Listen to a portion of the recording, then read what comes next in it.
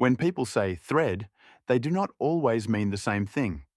Sometimes they mean an operating system thread. Sometimes they mean a much lighter thing created by a programming language runtime. An OS thread is something the kernel knows about. The operating system can schedule it on a CPU core, pause it, resume it, and switch to another thread. That is what you use with POSIX threads in C, std.thread in C++, platform threads in Java, or a normal thread in many other runtimes. The benefit is direct parallelism. If you have 4 CPU cores, the OS can run 4 real threads at the same time. But OS threads are not free.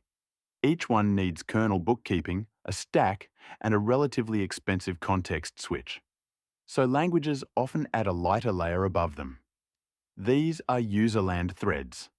The operating system may only see a smaller number of real threads, while the language runtime manages thousands or even millions of lightweight tasks.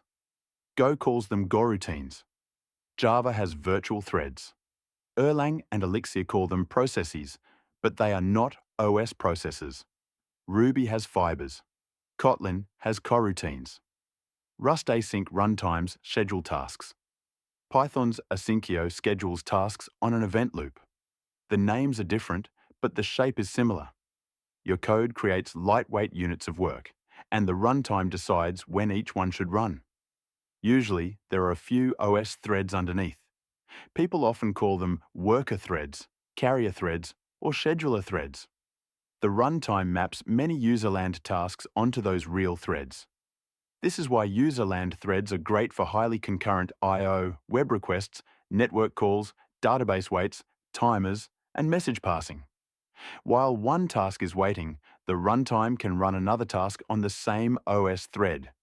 But they do not magically create extra CPU cores.